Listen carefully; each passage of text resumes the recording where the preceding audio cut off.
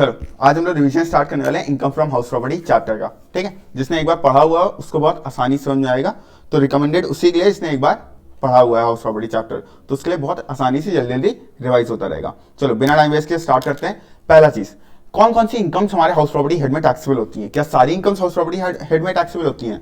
तो नहीं सर, कुछ स्पेसिफिक इनकम्स हैं सिर्फ वही टैक्सेबल होती हैं। कौन सी? पहली चीज तो क्या होना चाहिए? रेंटिंग होना चाहिए। और किसका रेंटिंग होना चाहिए? बिल्डिंग का। अगर आप किसी बिल्डिंग को रेंट पे दे रहे हो तो उससे जितना भी किराया आपको मिल रहा है वो कौन से हेड में टैक्सेबल होगा? हाउस प्रॉपर्टी हेड में टैक्सेबल होगा। अच्छा, land appurtenant to that building, land appurtenant to any building, इसका मतलब क्या है? आपकी बिल्डिंग है, कोई बिल्डिंग से सटा हुआ कोई लैंड है। लैंड अपार्टमेंट मतलब कोई सटा हुआ लैंड है, जैसे कोई गार्डन है, आपका घर है, आपके घर के बाहर गार्डन है, बड़ा सा गार्डन है, आपने उसको रेंट पे दिया, तो ये क्या है? ये लैंड अपार्टमेंट टू बिल्डिंग है। अगर आप कोई लैंड जो कि आपकी बिल्डिंग से सटका हुआ है उसको रेंट पे दे रहे हो और उससे जो रेंट मिला है वो भी कौन से हेड में टैक्सेबल होगा? हाउस प्रॉपर्टी हेड में टैक्सेबल होगा। एग्जाम्पल, आपके गार्डन हो गया, गैरेज हो गया। गार्डन आप रेंट पे दे रहे हो तो हाउस प्रॉपर्टी हेड में टैक्सेबल होगा। गैरेज है, गैरेज रेंट पे दे रहे हो तो वो कौन सा हेड में टैक्सेबल होगा? हाउस प्रॉपर्टी हेड में टैक्सेबल होगा। सर अच्छा, एक बच्चे का डाउट आया, सर आप ये बार बार क्यों कह रहे हैं कि लैंड अपार्टमेंट टू बिल्डिंग ही होना चाहिए? अगर कोई खाली लैंड है, कोई वेकेंट लैंड है और उसको हम रेंट पे दे रहे हैं, क्या वो सर वो हाउस प्रॉपर्टी में नहीं आएगा? तो मैंने कहा नहीं बेटा, वो हाउस प्रॉपर्टी हेड में नहीं आएगा। तो सर वो कौन से हेड में आएगा? वो या तो इनकम फ्रॉम अदर सोर्सेस में आएगा या फिर पीजीबीपी में आएगा। वेकेंट लैंड को अगर आप रेंट पे दे रहे हो तो वो सर हाउस प्रॉपर्टी में नहीं आएगा, वो या तो इनकम फ्रॉम अदर सोर्सेस में आएगा या फिर पीजीबीपी में आएगा। क्यों? अगर आप किस में आएगा स्पेसिफिक कर जानना है। अगर आपका बिजनेस है वेकेंट लैंड को रेंट पे देने का तो वो कौन से हेड में आएगा? पीजीबीपी में आएगा। और आपका बिजनेस नहीं है, वन टाइम ट्रांजैक्शन कर रहे हो, वन टाइम एक बार आप वेकेंट लैंड को किसी रेंट पे दे रहे हो तो वो कौन से हेड में आएगा? Sir income from other sources में आएगा। सर अच्छा, अगर सिर्फ बिल्डिंग और लैंड अपार्टमेंट ही है, अगर कोई और प्लांट मशीनरी या कोई और एसेट हम रेंट पे दे रहे हैं तो सर वो भी आपके हाउस प्रॉपर्टी में नहीं आएगा। हाउस प्रॉपर्टी में सिर्फ और सिर्फ किसका रेंट आएगा? टैक्सेबल होगा हाउस प्रॉपर्टी हेड में? बिल्डिंग या फिर कोई लैंड अपार्टमेंट है उस बिल्डिंग के। फिर ही तभी, अगर यही दो केसेस हैं, इन्हीं दो केसेस में रेंट जो है वो हाउस प्रॉपर्टी हेड में टैक्सेबल होगा, वरना नहीं होगा। अगर आपकी प्लांट मशीनरी है या फिर कोई अदर एसेट है तो उसका कौन से हेड में जाएगा? आईओएस या पीजीबीपी एज द केस में भी। अगर बिजनेस है तो पीजीबीपी, और अगर आईओएस है तो, अगर बिजनेस नहीं है तो iOS, income from other sources. अच्छा सर, प्री कंडीशंस भी है क्या कुछ? हाँ सर, प्री कंडीशंस भी है। पहली प्री कंडीशन ये है, अगर किसी भी इनकम को हाउस प्रॉपर्टी हेड में टैक्सेबल होना है तो आपको जिस चीज से रेंट मिल रहा है उस एसेट के आप क्या होने चाहिए? उस बिल्डिंग के आप क्या होने चाहिए? सर ओनर होने चाहिए। अगर आप ओनर हैं तभी आपको सर उसका जो रेंट मिल रहा है वो हाउस प्रॉपर्टी हेड में टैक्सेबल होगा, वरना सर हाउस प्रॉपर्टी हेड में टैक्सेबल नहीं होगा। सर इससे एक बच्चे का डाउट है, सर एक है मिस्टर ए ने रेंट पे दिया मिस्टर बी को। मिस्टर ए क्या है? ओनर है। मिस्टर बी क्या है? टेनेंट है। सब मिस्टर बी ने मिसेस सी को रेंट पे दिया, इसको क्या बोलते हैं? सब रेंट कर दिया, सब लीज कर दिया, सब टेनेंसी पे दे दिया। ठीक है, सब रेंट कर दिया किसको? मिस्टर सी को। सर इस केस में क्या होगा? सर सुनिए, इस केस में क्या होगा? ओनर कौन है? मिस्टर ए, तो इनके हाथ में तो कोई बात ही नहीं आ रही है, बिल्डिंग है, कौन से हेड में टैक्सेबल होगा? House property. सर जो मिस्टर बी है, मिस्टर बी क्या है? क्या ये ओनर है क्या? सर नहीं सर, ये टेनेंट है। इनके हाथ में जो इनकम होगी कौन से हेड में टैक्सेबल होगी? IOS public PGBP. सर ऐसा क्यों? क्योंकि जो हाउस प्रॉपर्टी का चार्जिंग सेक्शन है उसमें लिखा हुआ है कि भाई अगर आप ओनर हो किसी बिल्डिंग के तभी आपके हेड में इनकम टैक्सेबल होगी, अगर ओनर नहीं हो तो टैक्सेबल नहीं होगी। ठीक है, चलिए सर यहाँ क्या लिखा हुआ है आगे? Including deemed ownership. ये डीम्ड ओनरशिप वाले सेक्शन है 27 में लिखा हुआ है और ये हम आगे जाके अभी पढ़ेंगे। अभी हमने पढ़ना है आगे जाके पूरा चार्ट में, उसमें जानेंगे डीम्ड ओनरशिप क्या होती है। अच्छा सर, कुछ लोगों का डाउट है, सर अगर डिस्प्यूट चल रहा है, दो भाइयों में डिस्प्यूट चल रहा है कि किसके हेड में इनकम टैक्सेबल होगी या किसकी ओनरशिप है, उस केस में क्या होगा? तो sir income tax department, IT department means income tax department ऐसे केसेस में डिसाइड करता है कि किसके हाथ में इनकम टैक्सेबल होनी है और किसके हाथ में इनकम टैक्सेबल नहीं होनी है। मतलब कौन ओनर है और कौन ओनर नहीं है। जब तक कोर्ट की रूलिंग नहीं आ रही है, जब तक कोर्ट में केस पेंडिंग है, तब तक इनकम टैक्स डिपार्टमेंट डिसाइड करेगा कि किसके हाथ में हाउस प्रॉपर्टी की इनकम टैक्स होनी है। अच्छा सर नेक्स्ट लाइन क्या लिखी हुई? Should not be occupied by business for his business oblique profession. B oblique P means है बिजनेस ऑब्लिक प्रोफेशन। सर इस लाइन का क्या मतलब है?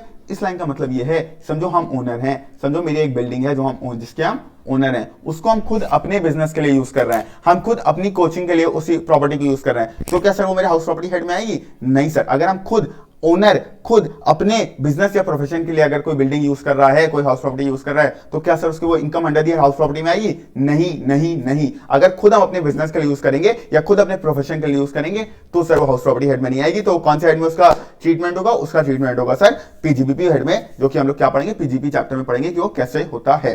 ठीक है सर। एक कंपोजिट रेंट, कंपोजिट रेंट क्या होता है सर? कंपोजिट रेंट होता है, कंपोजिट रेंट मतलब होता है आपने क्या क्या रेंट पे दिया हुआ है। आपने बिल्डिंग तो दी है, साथ में आपने अदर सर्विसेज या फिर अदर एसेट्स भी रेंट पे दिए, मतलब बिल्डिंग भी रेंट पे दी है, साथ साथ प्लांट एंड मशीनरी भी रेंट पे दी हुई है, अदर एसेट्स या फिर अदर सर्विसेज भी रेंट पे दी हुई है, मतलब हमने बिल्डिंग रेंट पे दी है, साथ साथ मेंटेनेंस जो काम है वो भी आपका रेंट पे है। ठीक है, कोई दूसरी प्लांट एंड मशीनरी है वो भी रेंट पे, लिफ्ट को भी आप लिफ्ट भी यूज कर सकते हो, आप मेंटेनेंस भी यूज कर सकते हो, तो अदर सर्विसेज जो है वो भी आप यूज कर सकते हो, मतलब दोनों चीजें एक साथ आप रेंट पे दे रहे हो। इस केस में क्या होगा सर? इस केस में बहुत ही सिंपल सा फंडा है, अगर आप दोनों रेंट को, अगर आप बिल्डिंग के रेंट को और प्लांट एंड मशीनरी के रेंट को सेपरेट कर सकते हो, अगर सर आप सेपरेट कर सकते हो तो जो हाउस प्रॉपर्टी से रिलेटेड इनकम होगी वो कौन से हेड में जाएगी सर? हाउस प्रॉपर्टी हेड में जाएगी। और जो अदर एसेट्स या फिर सर्विसेज से रिलेटेड इनकम होगी वो कौन से हेड में जाएगी सर? ऊपर हम लोगों ने पढ़ा हुआ है, वो हाउस प्रॉपर्टी में तो आती नहीं है, वो जाएगी इनकम फ्रॉम अदर सोर्सेज या फिर पीजीबीपी हेड में सर। लेकिन लेकिन लेकिन अगर सर सेपरेबल है ही नहीं, उनको आप चाह के भी सेपरेट नहीं कर सकते हो,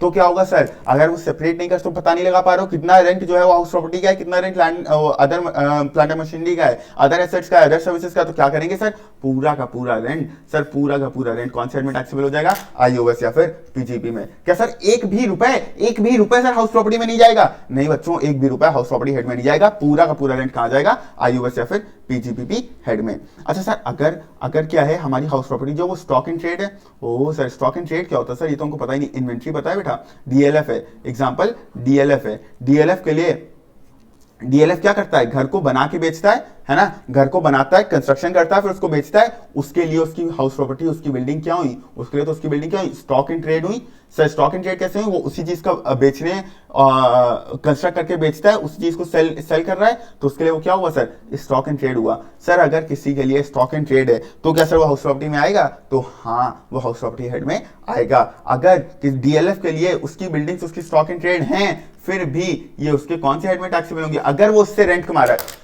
सर, अगर वो उसको बेच दे रहा है तब तो बात ही नहीं है। क्या बेचने वाली इनकम हमारी हाउस प्रॉपर्टी में आएगी? नहीं सर, वो तो उसका बिजनेस है बेचने का, वो तो उसका पीजीबी में जाएगा, वो तो बात ही नहीं आ रही। हम कह रहे हैं अगर रेंट मिल रहा है, अगर इस स्टॉक इन ट्रेड से इसको क्या मिल रहा है सर? इस स्टॉक इन ट्रेड से इसको रेंट मिल रहा है, इस बिल्डिंग से जो कि उसने बनाई है उसने रेंट पे उठा दी, तो सर वो कौन से हेड में जाएगा? तो वो हाउस प्रॉपर्टी में जाएगा, भले ही वो उसकी स्टॉक इन ट्रेड ही क्यों ना हो सर। अच्छा सर, वो हाउस प्रॉपर्टी हेड में ही टैक्सेबल होगा? जी हाँ सर, हाउस प्रॉपर्टी हेड में ही टैक्सेबल होगा। लेकिन सर आपकी जो जीएवी होगी, जीएवी क्या होता है सर? जीएवी आने से पहले हाउस का फॉर्मेट देख लेते हैं पहले। हाउस प्रॉपर्टी हेड में अगर तुम्हें इनकम कैलकुलेट करनी है तो उसका फॉर्मेट सर ये है। सबसे पहले आप क्या निकालोगे सर? ग्रॉस एनुअल वैल्यू आती है सर। ग्रॉस एनुअल वैल्यू क्या होता है ये हम लोग कैसे निकालते हैं हम लोग अभी आगे जाके पढ़ेंगे। ग्रॉस एनुअल वैल्यू निकालेंगे सर। फिर क्या होता है उससे हम लोग म्यूनिसिपल टैक्सेस माइनस करेंगे सर। म्यूनिसिपल टैक्सेस क्या कैसे क्या होता है सब आगे पढ़ेंगे सर। उसमें जब आप जीएवी में से म्यूनिसिपल टैक्स माइनस कर लोगे तो आएगा नेट एनुअल वैल्यू, जिसको हम लोग कहते हैं एनएवी। फिर उसमें से आप डिडक्शंस माइनस करोगे अंडर सेक्शन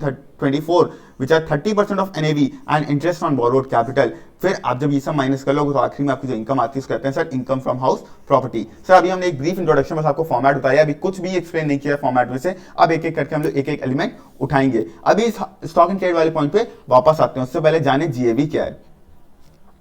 सर जीएवी क्या है? जीएवी सर क्या होता है? जीएवी सर होता है हमारा म्यूनिसिपल वैल्यू, या फिर जीएवी के लिए सर एक पूरा फॉर्मेट बिछा हुआ है, 3 स्टेप है उसके। सर पहला स्टेप क्या है? स्टेप 1 है कि हम देखेंगे हमारी म्यूनिसिपल वैल्यू या फिर हमारा fair rent whichever is higher. Sir municipal value क्या होती है? म्यूनिसिपल वैल्यू वो वैल्यू होती है जिसपे म्यूनिसिपल अथॉरिटीज हमारा म्यूनिसिपल टैक्स लगता है।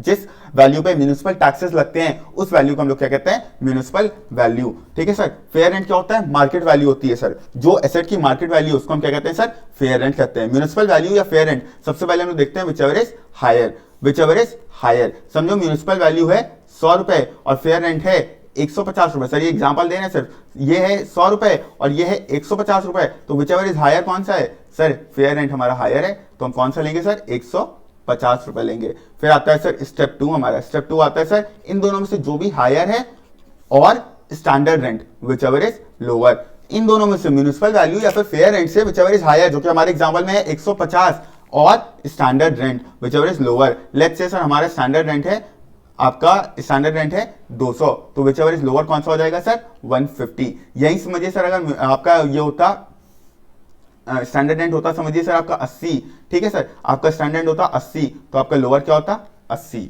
समझ रहे हैं सर, ये है पहला स्टेप क्या है म्यूनिसिपल वैल्यू और fair rent whichever is higher. दूसरा स्टेप क्या है इन दोनों में म्यूनिसिपल वैल्यू और फेयर रेंट में जो भी हायर है और standard rent whichever is lower. फिर इसके बाद भी अभी भी आपका ग्रॉस एनुअल वैल्यू नहीं निकला है, जो ये विच एवर इज लोअर करके निकला है इसको हम क्या कहते हैं, इसको कहते हैं सर एक्सपेक्टेड रेंट। फिर आता है स्टेप 3, 3 स्टेप में जीएवी निकालने का फॉर्मूला बटा हुआ है। स्टेप 3 क्या है सर, एक्सपेक्टेड रेंट और annual actual rent received oblique receivable whichever is higher. ये जो विच एवर इज हायर वाली फिगर होगी इसको हम लोग कहते हैं ग्रॉस एनुअल वैल्यू। सर ये ARRR क्या है, ARRR is also known as actual rent received oblique receivable. ठीक है सर, तो फिर से एक बार ग्रॉस एनुअल वैल्यू को वापस से डिवाइड कर लेते हैं। सबसे स्टेप 1 इज म्युनिसिपल वैल्यू और fair rent whichever is higher. Step 2 whichever is higher जो पहले स्टेप में निकला है और standard rent whichever is lower. फिर स्टेप 3 जो होता है ये हमारे विच एवर इज लोअर जो पहले तो निकलेगा वो क्या होता है एक्सपेक्टेड रेंट, और स्टेप 3 क्या होता है एक्सपेक्टेड रेंट और actual rent received oblique receivable whichever is higher. This is known as the gross annual value. फिर से सर वापस से स्टेप 1 म्युनिसिपल वैल्यू या फिर fair rent whichever is higher. फिर स्टेप 2 स्टेप 1 में जो फिगर आई है और standard rent whichever is lower. ये जो विच एवर इज लोअर वाली फिगर आती है इसको हम कहते हैं expected rent. Step 3 expected rent और actual rent received oblique receivable whichever is higher. तो क्या है पहले हायर फिर लोअर फिर higher, higher lower higher. Municipal tax, fair rent, standard rent, actual rent received oblique receivable. Municipal value वो value इस पे म्युनिसिपल टैक्सेस पे होते हैं। फेयर रेंट मतलब मार्केट वैल्यू। स्टैंडर्ड रेंट एक रेंट कंट्रोल एक्ट है जो कि स्टैब्लिश करता है कि भाई स्टैंडर्ड रेंट इतना ही होना चाहिए, ठीक है, उसको कहते हैं स्टैंडर्ड रेंट। ठीक है, फिर उसी ऑब्वियसली उस जो एक्ट में वैल्यू फिक्स है उससे ज्यादा रेंट नहीं होना चाहिए, इसीलिए यहां पर विच एवर इज लोअर है और बाकी जगह है विच एवर इज हायर, क्योंकि गवर्नमेंट को ज्यादा से ज्यादा हमें चाहिए टैक्स। ठीक है, और ऑब्वियसली अगर तुम्हें रेंट जो एक्चुअल मिल रहा है वो उससे ज्यादा है एक्सपेक्टेड रेंट से, तो वही टैक्स होना चाहिए जो ज्यादा है। अगर रेंट ज्यादा मिल रहा है तो ज्यादा वाला टैक्स होना चाहिए। सर जीएवी समझ गए आप लोग। अब वापस से आते हैं, तो यहाँ पर जो वैल्यू जो हमने यहाँ पर 3 स्टेप से हम वैल्यू निकालेंगे वो हम पुट करेंगे यहाँ पर। जैसे हमारे एग्जाम्पल में 80 रुपए आ रहा था एक्सपेक्टेड रेंट, सर हमारे एग्जाम्पल में 80 रुपए आ रहा था एक्सपेक्टेड रेंट और हमारा actual rent received oblique receivable है समझो 100, तो विच एवर इज हायर क्या हो जाएगा, विच एवर इज हायर हो जाएगा सर 100। तो हमारा whichever is higher, whichever is higher क्या है सर 100, तो हमारे यहाँ जीएवी क्या पुट हो जाएगा, ये हो जाएगा 100। समझे सर, यहाँ पर वो वैल्यू आ जाएगी जीएवी वाली।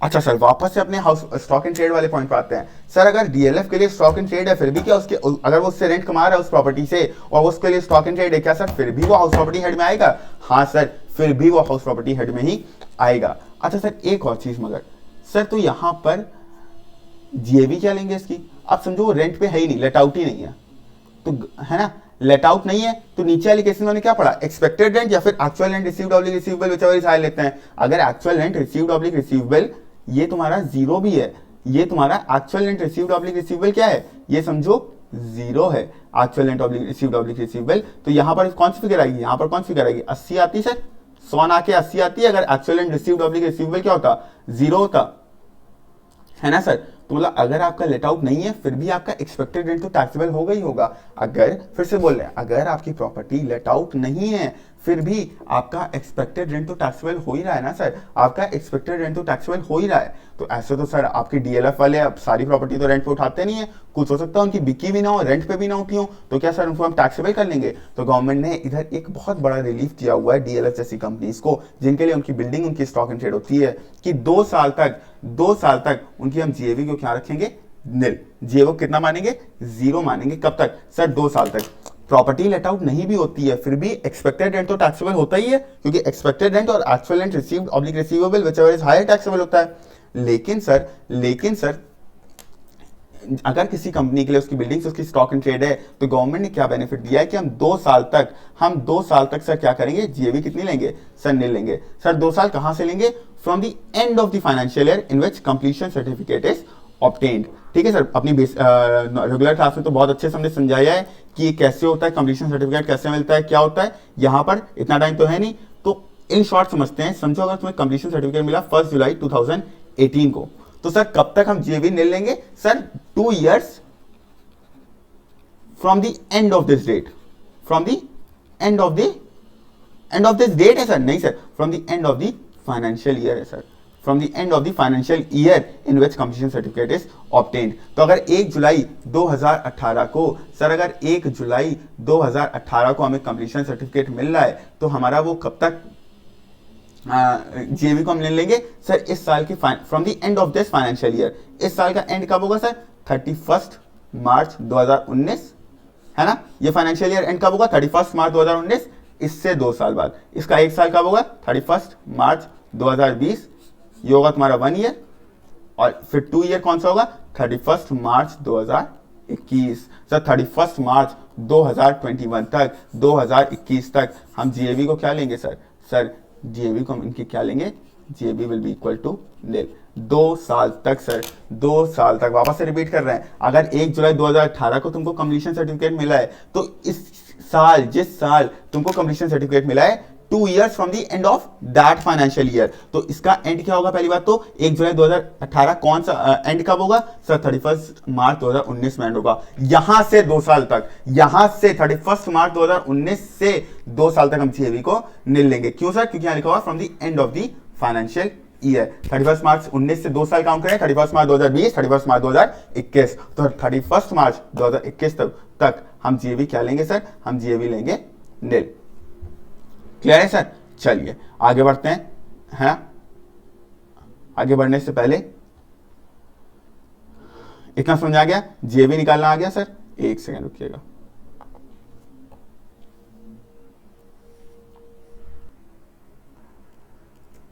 ठीक है सर, हम लोग कहां पर थे सर? हम लोग अपने जीएवी पे थे। जीएवी निकालना सर हमने सीख लिया था। ठीक है सर, अब सर आते हैं जीएवी में ही कुछ एग्जांपल्स 1-2 जल्दी जल्दी कर लेते हैं सर, बहुत ही जल्दी। हमारी बुक में जो है, जो ठीक है, सबसे पहले एक हमने ये दिया हुआ एग्जांपल, ये ठीक है। आर के पास 6 हाउसेस हैं दिल्ली में, details of which are as under. पहला हाउस की म्यूनिसिपल वैल्यू कितनी है इसकी? 20,000। फेयर रेंट कितनी है? 24,000। स्टैंडर्ड रेंट कितना है? Not available. अगर कोई चीज नॉट अवेलेबल होती है तो हम उसको इग्नोर कर देते हैं, हम जीरो नहीं मानते उसको, हम उसको क्या कर देंगे? इग्नोर कर देंगे। ठीक है सर। और एक्चुअल रेंट होता है। स्टेप 1 क्या होता है? म्यूनिसिपल रेंट और fair rent whichever is higher.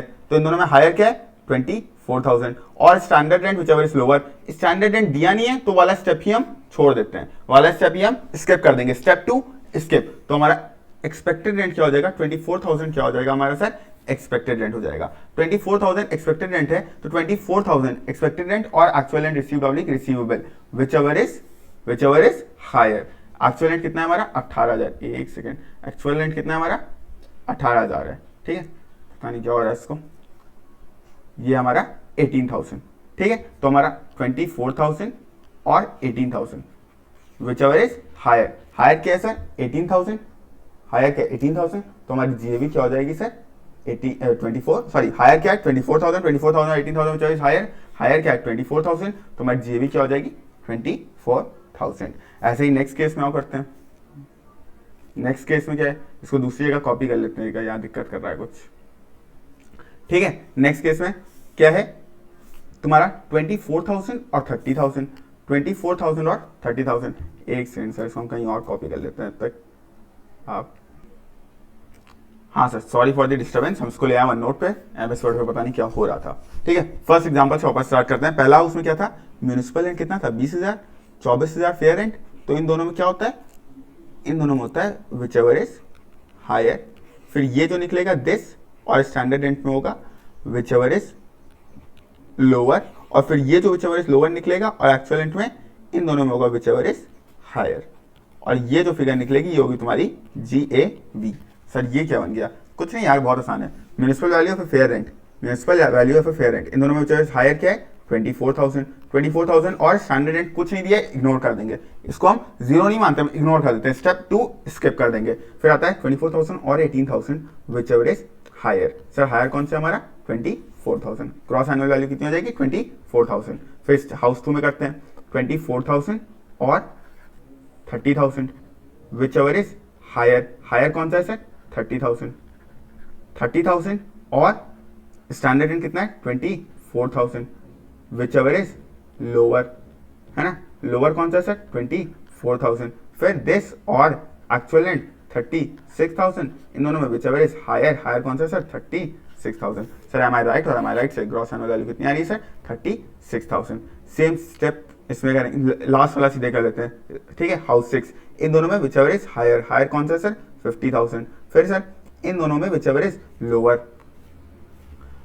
इन दोनों में विचएवर इज लोअर, लोअर कौन सा सर 50,000 या 48,000, तो 48,000 इज लोअर, ठीक है। फिर इसमें और इसमें विचएवर इज हायर, हायर कौन सा सर 48,000, जे भी 48,000। किसी को और एग्जांपल्स ट्राई करने, स्क्रीनशॉट ले लो और इसको अपने घर पे ट्राई करते रहना। कोई डाउट हो तो हमको इस नंबर पे व्हाट्सएप कर सकते हो 7905588748, ठीक है सर। चलो वापस आते हैं, ये हमने कुछ एग्जाम्पल देख लिए। अब आता है scene unrealise rent.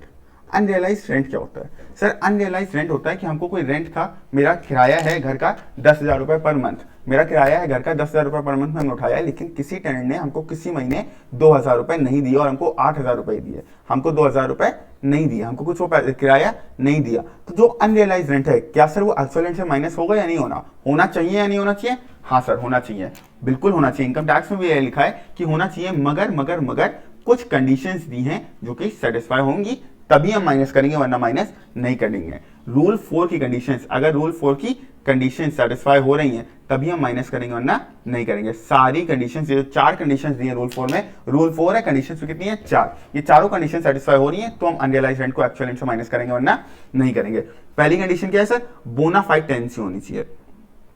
Sir sir sir sir ये बोनाफाइड मतलब क्या होता है? बोनाफाइड मतलब होता है सर जेन्युइन टेनेंसी है ना, जेन्युइन केस है, जेन्युइनली आपने रेंट पे उठाया हुआ है, कोई फेक केस नहीं है, आपने रेंट पे नहीं उठाया मगर आप दिखा रहे हो रेंट पे उठाया है, या अपने ही बच्चे को दिखा रहे हो रेंट पे उठाया, नहीं सर ये सब हम नहीं मानेंगे, जेन्युइन केस होना चाहिए टेनेंसी का, ठीक है। बोनाफाइड टेनेंसी होनी चाहिए। दूसरा क्या है सर? टेनेंट हैज वेकेटेड और steps have been taken to vacate him from the property. Sir इसका मतलब क्या है? अगर किसी ने आपको किराया नहीं दिया तो उसको अपनी जगह से निकालोगे ना, तो सर या तो आपने अपने किराएदार को अपने घर से निकाल दिया है, या फिर आपने कुछ स्टेप्स लिए हैं उसको निकालने के लिए, या तो निकाल दिया है या स्टेप्स लिए निकालने के लिए, एफआईआर कर दिया, पुलिस को बुला लिया, कंप्लेन कर दिया कि भाई इसको निकालो, ये जबरदस्ती निकालो, जा नहीं रहा मेरे घर से।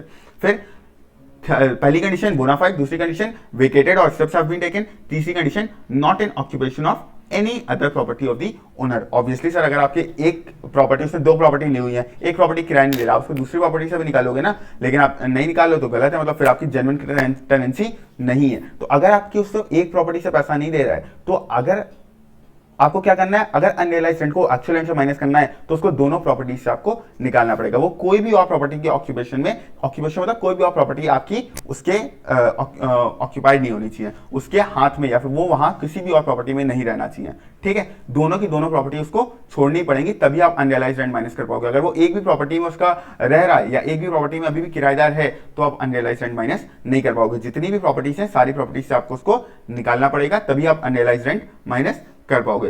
पहली कंडीशन बोनाफाइड, दूसरी कंडीशन टेनेंट हैज वेकेटेड और स्टेप्स हैव बीन टेकन, तीसरी condition not in occupation of any other property, चौथी कंडीशन है sir legal proceedings. Legal proceedings या तो आपने ले लिए हैं उसको रिकवर करने के लिए, आपने जो रेंट अनरियलाइज हुआ उसको रिकवर भी तो करोगे, या तो आपने लीगल प्रोसीडिंग्स कराई है, या तो आप कोर्ट चले गए हो, ठीक है, आपने लीगल प्रोसीडिंग्स कर ली, या फिर आपने एओ के सेटिस्फैक्शन में प्रूव कर दिया है कि भाई ये बहुत बड़ा आदमी है, इसके खिलाफ, ये खुद एक एडवोकेट है सुप्रीम कोर्ट का लॉयर है, सुप्रीम कोर्ट में केसेस लड़ता है, तो उसके खिलाफ हम केस करके भी हमें कोई फायदा होगा नहीं, हम इससे रेंट वापस नहीं ले पाएंगे। आप एओ के सेटिस्फैक्शन में ये चीज प्रूव कर देते हो कि legal proceedings will be useful. Sir वापस है, रूल 4 में 4 कंडीशंस है, अगर ये चारों सेटिस्फाई होंगी तभी आप अनरियलाइज्ड रेंट को एक्चुअल रेंट से माइनस कर पाओगे।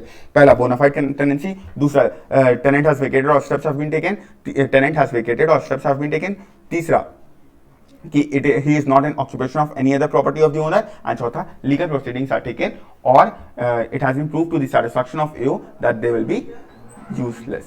ठीक है, चलो अब आता है तुम्हारा जीएबी। हमने क्या पढ़ा कि एक्सपेक्टेड रेंट या फिर actual rent received oblique receivable, expected rent या फिर actual rent received oblique receivable whichever is higher होगा। अब आता है एक्सेप्शन। सर कभी कभी ऐसा भी होगा जब actual rent received oblique receivable expected rent से क्या होगा सर? कम होगा। Actual rent received oblique receivable actual rent से कम होगा, मगर फिर भी हम जीएबी को क्या मानेंगे? आपका actual rent received oblique receivable. Sir क्या कर रहे हैं सर, ऐसा कैसे हो सकता है? अब देखो नॉर्मल केसेस में क्या हो रहा था, हमारा यहाँ पर क्या था, समझो एक्सपेक्टेड रेंट क्या निकला था 48,000, एक्चुअल रेंट कितना था 42,000। हमने क्या लिया, विच एवर इज हायर, हमने लिया whichever is higher, higher हमारा था यहाँ पर एक्सपेक्टेड रेंट, हमने क्या लिया था 48,000। लेकिन सर कुछ केसेस में ऐसा भी होगा जब हम एक्सपेक्टेड रेंट हमारा कितना है 48,000, एक्चुअल रेंट कितना है रिसीव्ड ऑब्लिक रिसीवेबल 42,000, हम अपनी जीएबी हमने इस केस में कितनी मानी 48,000, लेकिन कभी कभी हम जीएबी को कितने मानेंगे सर 42,000 मानेंगे।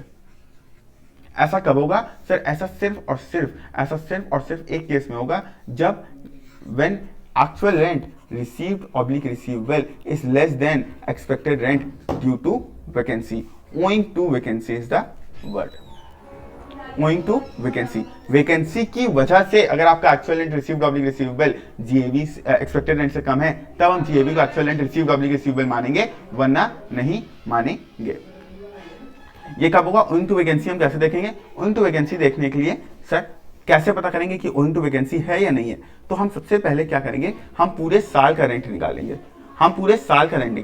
और अगर पूरे साल का रेंट, मतलब हम ये नहीं देखेंगे कितने पीरियड के लिए वेकेंट था, कितने पीरियड के वेकेंट नहीं था, हम पूरे साल का रेंट निकालेंगे और देखेंगे क्या वो एक्सपेक्टेड रेंट से ज्यादा है या वो एक्सपेक्टेड रेंट से कम है। अगर वो एक्सपेक्टेड रेंट से ज्यादा है तो सर वो क्या है, ओइंग टू वैकेंसी, और अगर वो एक्सपेक्टेड रेंट से कम है तो मतलब वो ओइंग टू वैकेंसी नहीं है। ये कब देखेंगे और दिखाते हैं, एग्जाम्पल लेते हैं, हमारा रेंट है 10,000 पर मंथ, हमारा रेंट है 10,000 पर मंथ, ठीक है, और हमारा रेंट आपका 10,000 पर मंथ हो गया, ठीक है।